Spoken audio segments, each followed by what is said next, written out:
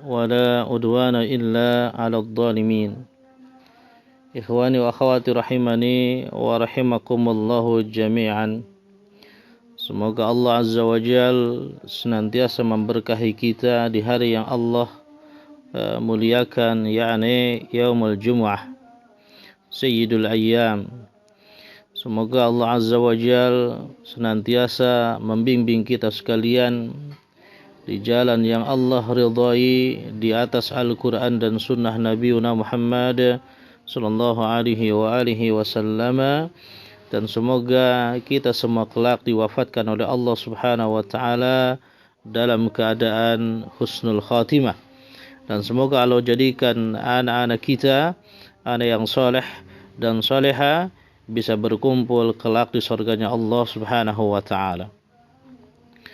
Ikhwatu iman, dulu ana pernah belajar ngilmu waktu di pondok, ilmu kanuragan. Dan di antara ilmu-ilmu kanuragan yang paling menarik dulu adalah ilmu yang diijazahi supaya kalau main bola itu ya banyak menangnya daripada kalahnya. Bagaimana dulu caranya? Dulu ada ilmu yang diajarkan bagaimana cara ngerjain pemain atau musuh kita dengan kipernya. Nah, untuk musuh kita dikerjain, dibuat, barangnya itu bangun, tegang. Jadi kalau barangnya bangun dan tegang, maka dia tidak bisa fokus, ya, main bolanya dan larinya tidak bisa cepat. Karena barangnya bangun semua, tegang semua. Ya kebayang gitu ya, lagi main bola barangnya bangun, barangnya tegang. Wah, ini parah gitu kan. Nah, kemudian kipernya dikelabuin juga, matanya dibuat rabun, kemudian bolanya dibuat bagaimana supaya licin. Nah, ini kan luar biasa dulu, dan ana menikmatinya dulu. Waliyadzubillah. Semoga Allah menerima taubat ana. Nah, itu sering menangnya daripada kalahnya gitu kan, teman-teman kita, karena yang tadi musuhnya barangnya dibuat tegang, dibikin bangun semua barangnya, kipernya dibikin rabun matanya, kemudian dibikin licin itu bola. Ya itu ya. Wah, dulu memang main ilmu-ilmu seperti itu. Alhamdulillah ana mendapatkan hidayah dari Allah Azza wa Jal, ya, bahwa itu ilmu itu tidak benar. Karena ilmu-ilmu seperti itu bagian daripada sihir. Waliyadzubillah, ya. Dan ilmu sihir itu, kata Umar ibn Khattab, para pelaku sihir adalah hukumnya dihukumi sebagai orang yang keluar dari keislaman, yakni kafir. Makanya Umar ibn Khattab dulu memerintahkan hukuman kepada tukang-tukang sihir dengan haddus sahir, ya, dorbatun bisayf.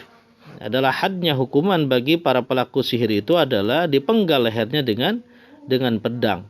Nah, ini bahaya dengan ilmu sihir dan macamnya banyak. Nanti ana jelaskan, ya. Semoga Allah jaga kita dari ilmu-ilmu sihir. Walaupun menarik, yang namanya sihir berbahaya.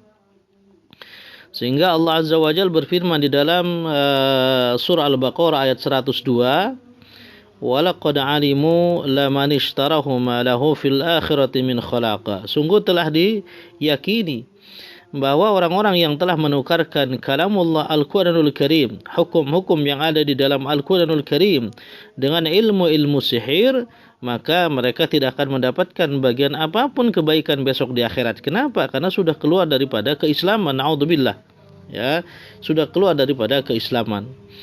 Maka sekali lagi, ini termasuk yang dipesankan oleh Nabi Muhammad sallallahu alaihi wasallam, ijtanibus sab'al mubiqat.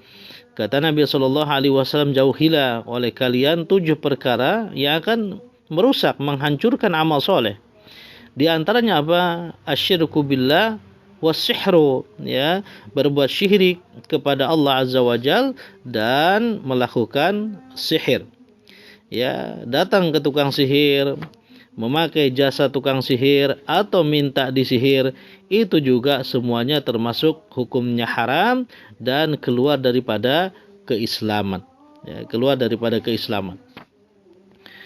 Baik, sahabat-sahabat sekalian, Sehingga Nabi Shallallahu Alaihi Wasallam membagi sihir itu dengan beberapa bagian, sebagaimana hadis yang diriwayatkan oleh Imam Ahmad. Ya, Imam Ahmad mendapatkan telah diceritakan dari Ja'far dari Auf dan Hayyan bin Al-A'la, ya, dari Qahtan bin Qabisah. Nabi SAW bersabda, innal iyafata wat turqa wat tiyarata minal jibti. Ini supaya paham pembagiannya. Sesungguhnya iyafah, torok dan tiarah bagian daripada jibti. Jibti kata Auf adalah sihir. Ya, jibti itu kata Auf adalah sihir. Dan Umar ibn Khattab juga mengatakan jibti itu adalah sihir. Lalu seperti apa bagiannya? Yang pertama, al-iyafah. Ditafsirkan oleh Auf, iyafah artinya meramal nasib dengan menerbangkan burung. Ini masih ada sampai hari ini. Datang seseorang yang punya masalah dunianya, anaknya, keluarganya kepada dukun atau paranormal.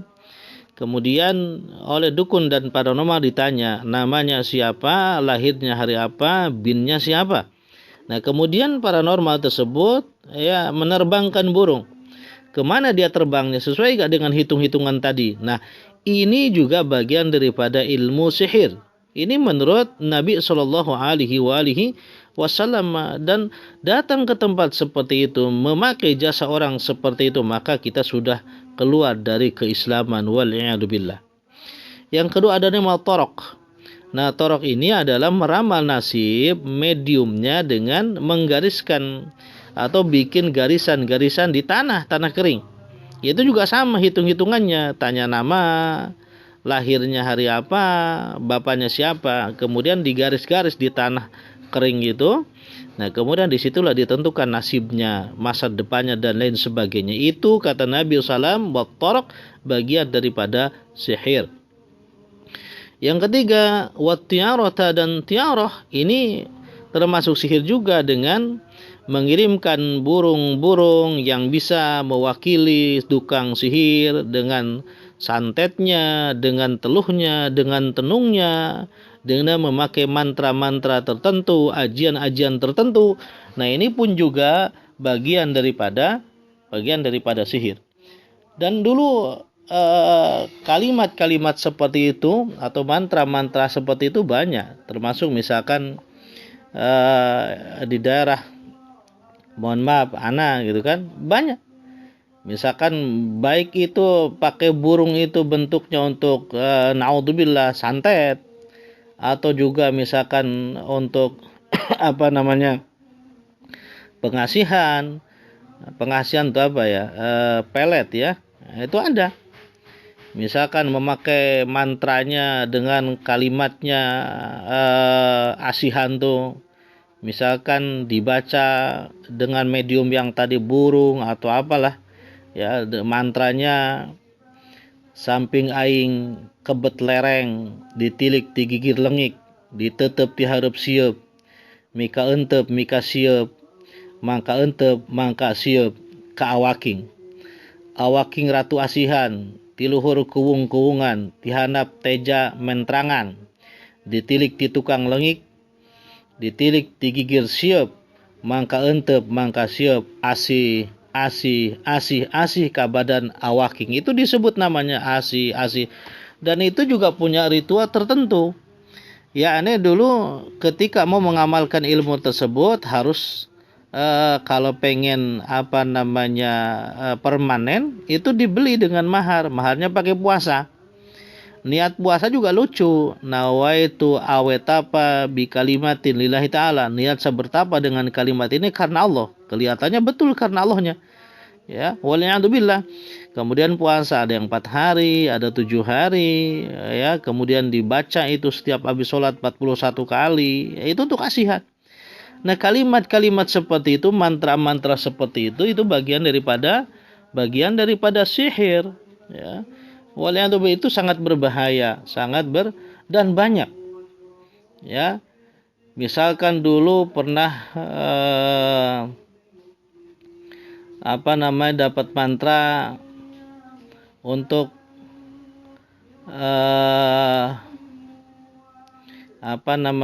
untuk yang lucu, ada yang lucu. Untuk perut kembung atau sakit perut. Untuk sakit perut ya, pakai mantra tuh dulu apa ya? Masih ingat Ana? Ini kalimatnya. Cakakak di leuweung injuk talina gitu kan. Dihakan di beuweung hitut jadina. Plong blos plong plong. Nah, itu kan kalau sahabat-sahabat ngerti artinya, wah luar biasa ya. Ada cakakak di leuweung injuk talinya dihakan di beuweung hitut jadin. Hitut itu kentut, teman-teman sekalian. Itu ya. Itu juga dipuasain itu supaya apa? Manjur mantranya itu. Nah, ini bagian daripada sihri. Kalimat-kalimat seperti itu bagian daripada apa? Bagian daripada sihir. Ya, bagian daripada sihir. Itu kan ada untuk santetnya dan macam-macam. Naudzubillah ya, naudzubillah. Nah, ini hal-hal seperti ini berbahaya. Ya, hal-hal seperti ini berbahaya. Makanya Imran bin Husain beliau menuturkan bahwa Nabi SAW ya, ini Nabi menutup rapat sihir-sihir dan lain sebagainya, bahwa Nabi SAW melihat seorang laki-laki terdapat di tangannya gelang yang terbuat dari kuningan. Ya, ini perhatian Nabi kepada seorang laki-laki yang memakai gelang yang terbuat dari kuningan. Lalu Nabi bersabda, "Mahadihi?" Kata Nabi, "Apakah ini?" Qala, laki-laki itu menjawab, "Minal wahinah." Ya, kata laki-laki itu, ini penangkal dari penyakit. Maksudnya supaya tidak sakit. Faqala, kemudian Nabi berkata, "Inzi'ha fa innaha la yaziduka illa wahnan." Apa kata Rasulullah? Lepaskan itu, karena dia hanya akan menambah kelemahan pada dirimu. Ya. Lalu kata Nabi, "Fa innaka law mutta wa hiya 'alaika ma aflahta abada." Kata Nabi, sebab jika kamu mati sedang gelang itu masih ada pada tubuhmu atau di tangannya, maka kata Nabi, kamu tidak akan beruntung selama-lamanya. Ini hadisnya ya sahih, gitu ya. Hadisnya sahih. Ini menunjukkan bahwa begitu perhatian Nabi SAW dan menutup rapat celah-celah agar umatnya tidak terjerumus kepada kesyirikan. Lalu Nabi SAW melanjutkan hadisnya. Apa kata Nabi? "Man ta'allaqa tamimatan fala atammahullah hulahu." Barang siapa menggantungkan tamimah, gelang-gelang gitu ya, dari benang, dari ketan buhul di tangannya, termasuk di timah tadi, maka kata Nabi, semoga Allah tidak mengabulkan keinginannya. Wa man ta'allaqa wada'atan fala wada'allahu lahu. Ya, lalu kata Nabi, dan barang siapa menggantungkan wadah, semoga Allah tidak memberi ketenangan pada dirinya. Ya, ini wadah maksudnya adalah sesuatu barang yang diambil dari laut, semacam kerang ya. Kemudian kerang itu ya diyakini digantungkan diyakini bisa mendatangkan kebaikan dan menolak keburukan. Nah, itu malah mendapatkan Nabi, semoga hatimu tidak tenang. Jadi dengan hal-hal seperti itu malah mendapatkan doa yang tidak baik dari Nabi SAW. Yang memakai kalung, yang memakai gelang, yang diyakini bisa menangkal sihir, bisa menangkal jin, bisa menangkal madarat dan lain sebagainya, maka malah mendapatkan doa dari Nabi, semoga Allah tidak memberikan ketenangan kepada kalian. Kenapa? Kata Nabi SAW, barang siapa menggantungkan sesuatu, maka dia telah diwakili oleh sesuatu itu tersebut. Maknanya apa? Dia akan bergantung kepadanya. Dan ini pernah anak alami dulu. Ya, cerita tadi bola, anak juga pernah mengalami seperti itu dulu. Punya yang namanya sabuk, yang di dalamnya ada ajimat-ajimat. Nah, itu ketika jalan itu bukan lagi bergantung kepada Allah Azza wa Jalla, tapi kita bergantung kepada kekuatan yang ada di sabuk. Walaupun kita mengatakan datangnya dari Allah, tapi 100% itu kita bergantung kepada sabuknya tersebut. Nah, ini kebenaran yang dijelaskan oleh Nabi Shallallahu Alaihi Wasallam. Maka harus dijauhi apapun bentuknya, sihir, dari mantra-mantra, dari kejawen, dari benda-benda ya, yang akan membuat yang di dalamnya telah dimantrakan atau dibacakan sihir-sihir tertentu, maka hindari, ya. Akibatnya apa sahabat-sahabat sekalian? Maka akibat yang fatal tadi, ya. Pertama, sakaratul mautnya akan susah. Ya, sakaratul mautnya akan sulit. Sakaratul mautnya akan diazab oleh Allah Azza wa Jal. Membuat amat sangat berbahaya. Banyak terjadi. Misalkan sakaratul mautnya bisa berhari-hari. Ya, kemudian menakutkan, badannya menakutkan, lidahnya menjulur, matanya keluar darah, atau tubuhnya lengket dengan tanah. Anda pernah menyaksikan hal seperti itu. Ini bagian daripada azab dari Allah Azza wa Jal kepada para pelaku sihir di antaranya. Ya, sekali lagi semoga Allah selamatkan kita. Kalau ada hal-hal yang berkaitan dengan gaib-gaib dan kita tidak paham, maka tanyakan kepada ahli ilmu supaya kita paham. Ya, supaya nanti yang benar itu gaib seperti apa, yang tidak benar itu seperti apa. Karena yang mengetahui hal yang gaib hanya Allah Subhanahu wa ta'ala. Kemudian ana bacakan di akhir ini doa dari Nabi SAW agar terhindar dari perbuatan sihir, ya, atau ketika kita mengalami hal seperti itu. Nabi mengajarkan doa kepada kita, Allahumma la ya'ti bil hasanat illa anta, wa la yadfa'u sayyiati illa anta, wa la hawla wa la quwata illa bik. Ana ulangi, Allahumma la ya'ti bil hasanati illa anta, wa la yadfa'u sayyiati illa anta, wa la hawla wa la quwata illa bik. Ya Allah, tiada yang dapat mendatangkan kebaikan selain dari Engkau, dan tiada yang dapat menolak keburukan selain Engkau, dan tiada daya serta kekuatan kecuali dengan pertolongan darimu, ya Allah. Demikian, mudah-mudahan di bulan sebentar lagi masuk bulan Rajab, semoga Allah selamatkan dari sifat-sifat dolim, termasuk dolim terhadap diri sendiri. Di antaranya adalah berinteraksi dengan sihir, atau datang ke tukang sihir, atau masih mempercayai tukang-tukang sihir, karena itu semua bagian daripada yang akan mengeluarkan seseorang dari keislaman, dan dia akan menjadi seorang yang kafir. Wallahu ta'ala alam bissawab. Subhanakallah bihamdik, asyhadu an la ilaha illa anta astaghfiruka wa atubu ilaik. Wassalamualaikum warahmatullahi wabarakatuh.